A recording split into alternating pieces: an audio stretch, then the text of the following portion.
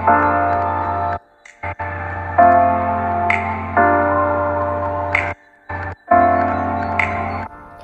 chào tất cả mọi người, chào mừng mọi người đến với kênh YouTube của mình là Như Nguyễn. Đây là lần đầu tiên mình làm video cho nên sẽ có nhiều sai sót. Mong các bạn thương mình mà bỏ qua cho. Hôm nay chủ đề của mình makeup, mình lấy từ ý tưởng của bộ palette mà đang có là Huda Beauty. Nếu các bạn thích makeup này của mình thì let's go. Đầu tiên mình sẽ dùng primer của MAC cho khô chút xíu.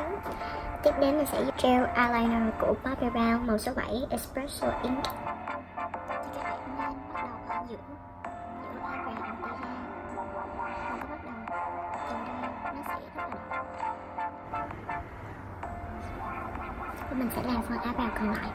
Và mình đã xong phần eyebrow banh này. Bây giờ tiếp đến phần mắt. Chỉ dùng eyeshadow primer Portion của Urban Decay.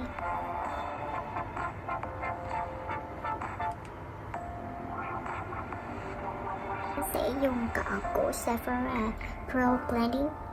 Thì cái đầu cọ sẽ nhìn như thế này là Huda Beauty. Sẽ dùng màu Desert Sand đi hết con mắt.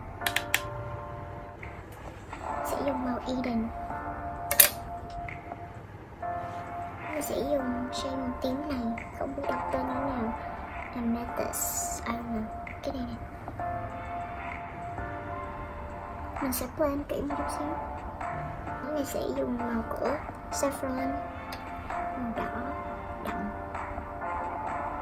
cũng đi như cái đường vòng lúc nãy. Đến mình sẽ dùng màu Elf, màu nâu.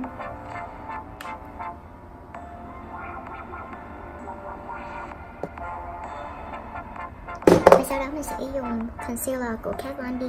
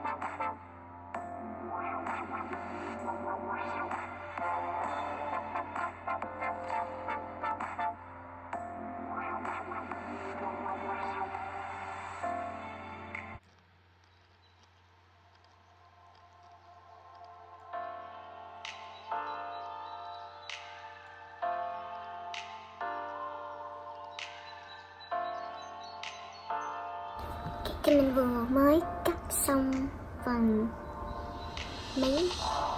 Tiếp đến mình sẽ dùng màu nhũ vàng này để phủ lên phần đầu của mắt. Và tiếp đến mình sẽ dùng màu của Android, màu shade hồng ở phần giữa.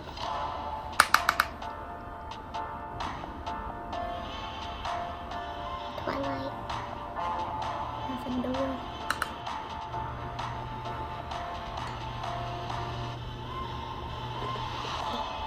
Thì mình vừa mới xong phần phía trên của mắt.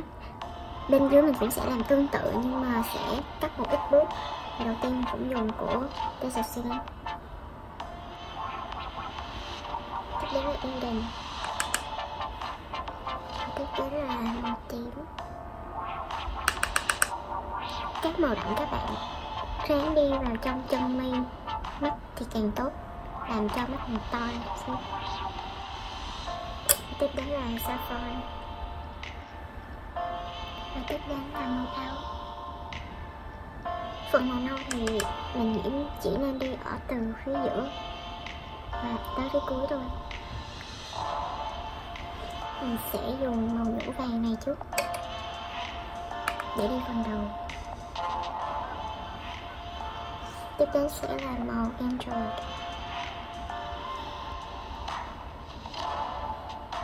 Và cuối là màu twilight. Màu này mình sẽ lấy nhiều chút xíu. Ở đây mình sẽ dùng tattoo eyeliner của Kat Von D, đầu cỏ chắc medium.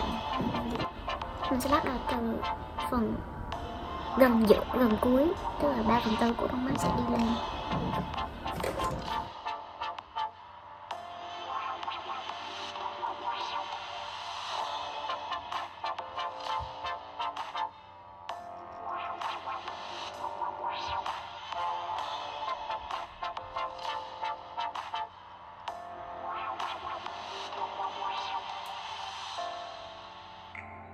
Thì mình vừa xong phần eyeliner, sẽ dùng tăm bông và nước toner của Beauty Water để làm sạch phần này chút xíu. Các bạn nhớ cẩn thận không thì mess up cái phần ở dưới, phần mi dưới.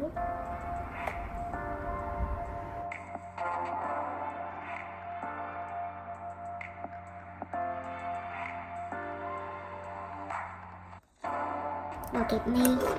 Các bạn nào mà muốn mi cong nhanh hơn và last lâu hơn thì mình trước khi mình bấm mi á, thì mình dùng máy sấy. Mình sấy vào đây nè, cái phần màu đen này nè, sấy chút xíu thôi, chắc 10 giây mình mới bấm vậy. Nhưng mà mình không có khuyên các bạn dùng cái đó vì nó sẽ khi mà mình dùng nhiều nó sẽ hư hại mi, giống như là mình làm tóc nhiều thì nó sẽ hư tóc vậy thôi. Thì mình vừa mới nối mi xong và tự tháo mi ở nhà, rất là khôn. Và tất nhiên là mình đã mất rất nhiều lông mi. Đừng làm như nhân nhé.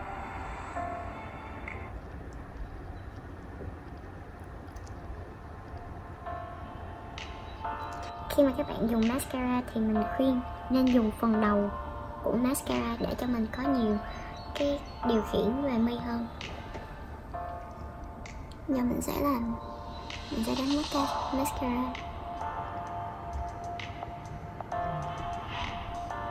Mắt mình rất là sensitive. Oh no.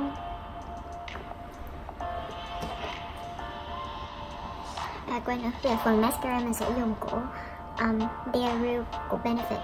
Cái này rất là hay. Mi mình bây giờ rất là ngắn và rất là ít, nhưng mà nó sẽ làm đầy và nhiều hơn. Đó là lý do tại sao nó có tên là Bare Real.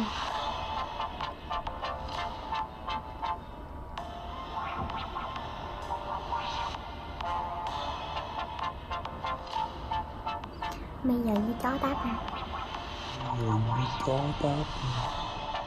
What is this? Oh my god. Mình sẽ cẩn thận hơn một chút xíu. Vì nếu mà mình làm mạnh tay quá thì nhìn giống như là con mắt bị ngược á, làm mi dưới nhiều hơn mi trên.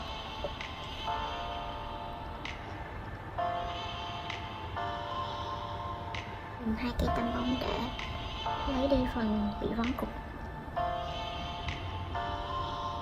Thế là xong một bên mắt. Bây giờ mình sẽ làm bên này, mình sẽ quay lại sau nhé. Bây giờ đến phần foundation. Phần phấn này của MAC. Màu này là Full Coverage Soul NC20. Và mình sẽ dùng cọ Blending Shadow của Sephora để quệt lên mặt.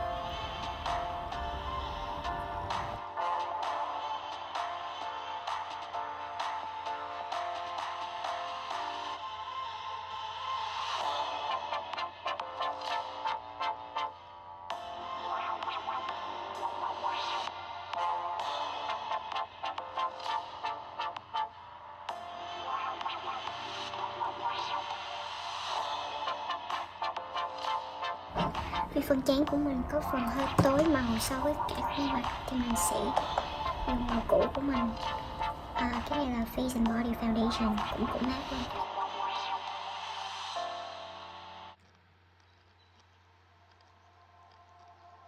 Sau đó mình sẽ dùng Beauty Blender để blend cái đây ra.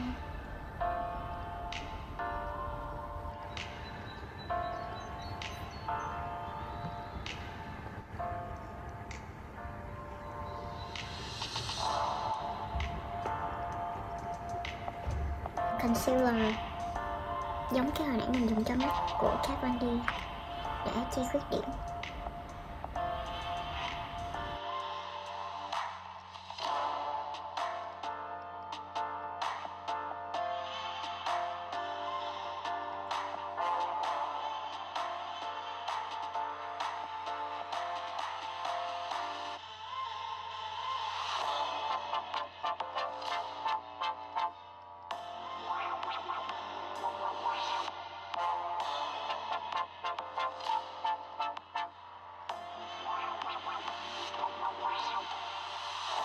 Dùng cục Beauty Blender hồi nãy mình dùng để tán ra phần che khuyết điểm.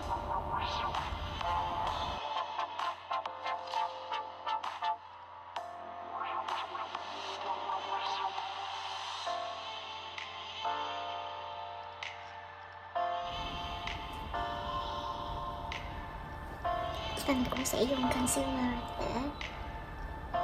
để viền lại đường.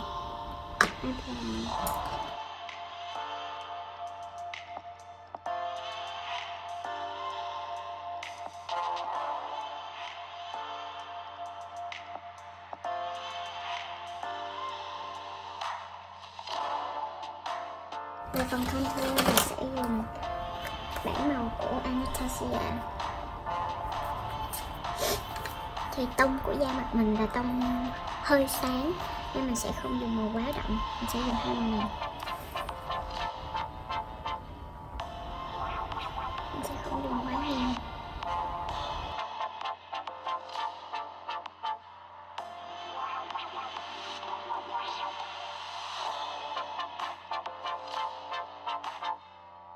Sẽ dùng cục Beauty Blender khác để tán ra. Lý do mình không dùng nhiều contour ở đây là tại vì trên mặt mình mà dùng nhiều contour quá nhìn nó bị thô. Nhưng cái này là đã nhiều quá so với mình rồi.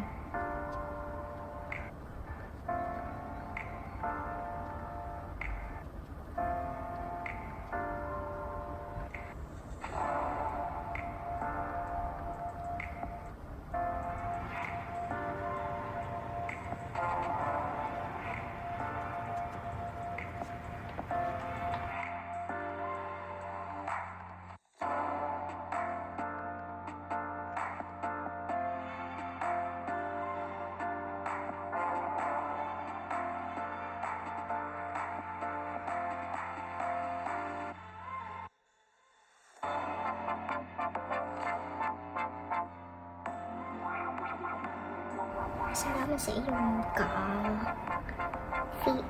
Fadeaway Powder của Sephora, rất là mềm.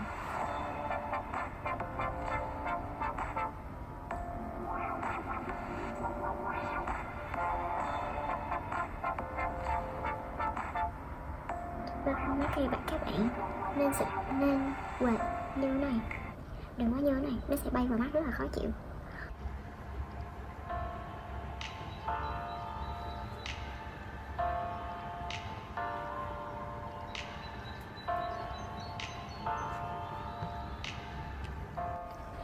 Mình sẽ dùng màu nâu này.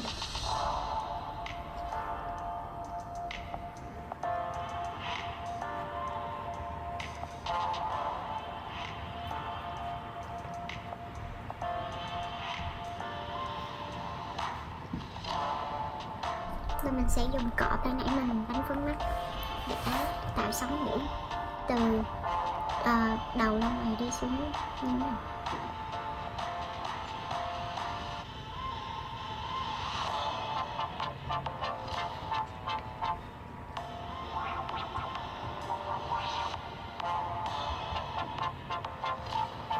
Beauty Blender blend cho nó đều chút xíu.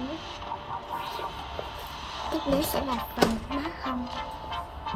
Về phần má hồng mình sẽ dùng Too Faced hoặc là Perfect First Touch nhìn như hộp để nhẫn đã thành mua ở Việt Nam. Thì màu này rất là đỏ nha các bạn, nên chấm ít thôi, chứ mình bỏ thêm chứ dư thì khó xử. Mình sẽ đi phần má này. Cái này thì ít quá, cái mình sẽ đi thêm.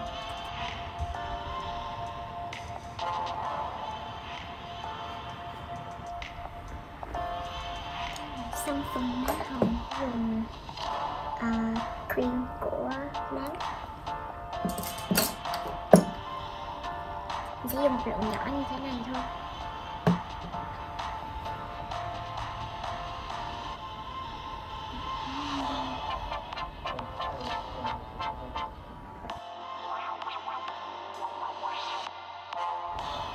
Cũng như là phần sống mũi, tạo hiệu ứng mũi cao hơn xíu, mình nghĩ là rất là đẹp. Highlighter của Too Faced, hộp dễ thương. Nó sẽ nhìn nhau thế này, rất là đẹp.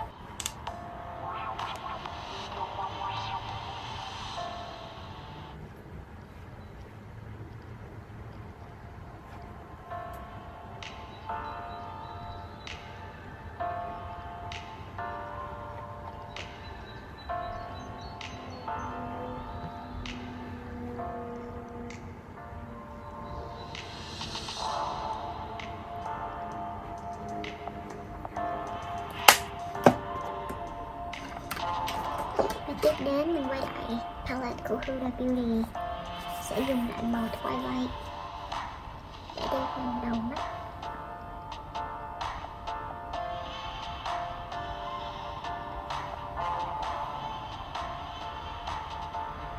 Lý do vì sao ban nãy mình không làm chung với phần mắt là tại vì nếu mình đi phần bronzer tạo sống mũi thì nó sẽ đè lên phần này mất, nên mình chờ đến khi gần xong mình sẽ làm.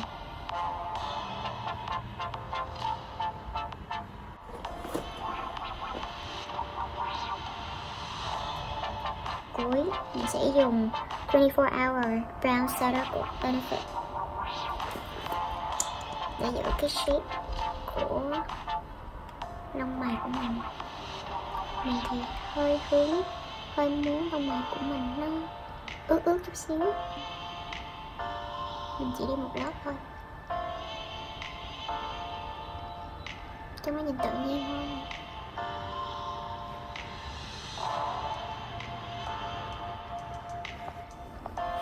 Về phần son môi mình sẽ dùng màu của Dior màu 424 Liquid.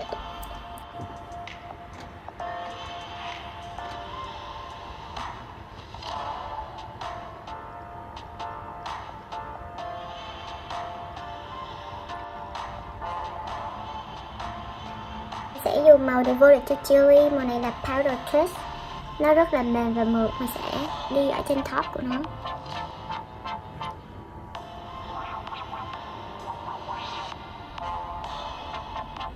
Mình thì thích dùng tay son môi hơn là dùng cọ. Dùng màu của NARS American Woman.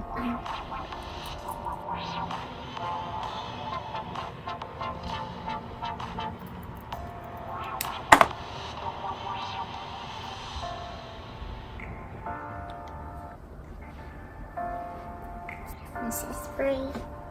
Cái spray này cũng là của MAC luôn.